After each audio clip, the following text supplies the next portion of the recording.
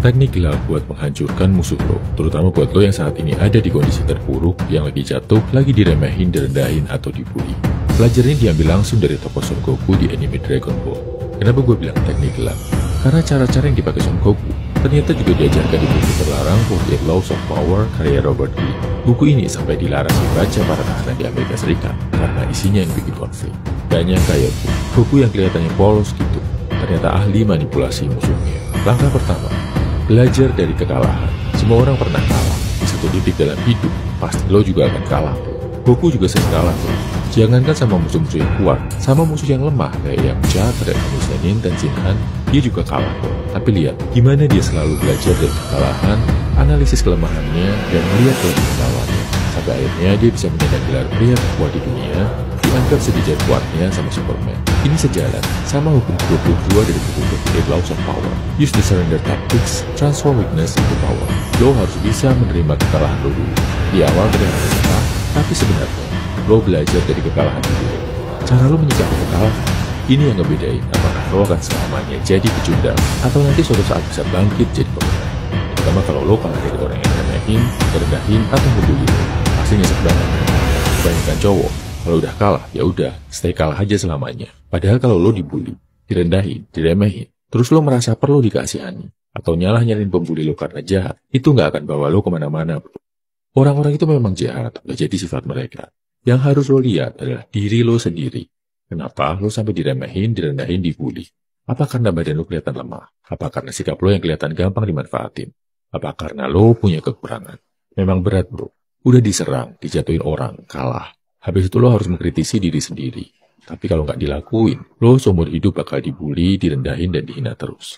Jadi tanya ke diri sendiri, titik lemah apa yang bikin lo diserang sama musuh lo? Terus kita masuk ke langkah kedua. Langkah kedua adalah transformasi. Salah satu fokus latihan Son Goku buat ngalahin musuhnya adalah latihan yang bikin dia bisa berubah jadi Super Saiyan.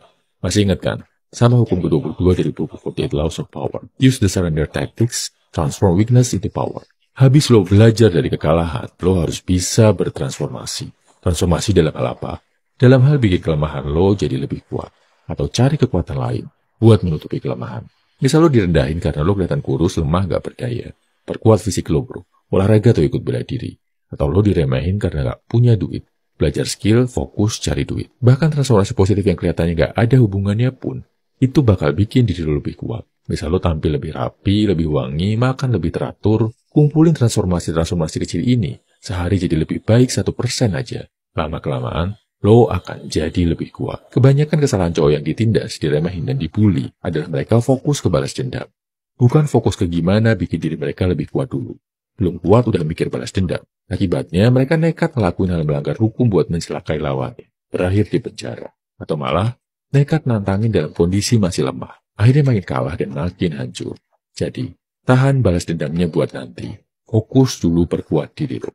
Terakhir, kalau udah kuat, hancurkan musuh lo. Dan tahu nggak bro? Ternyata cara terbaik buat menghancurkan musuh lo adalah dengan menjadikan dia sebagai teman. Apalagi teman yang punya hutang budi sama lo. Bayang nggak? Betapa hancurnya harga diri lawan lo. Dari yang tadi yang ngerendahin lo, sekarang harus nunduk minta belas kasihan dan pertolongan dari lo. Bisa ngelakuin ini, lo menang telak.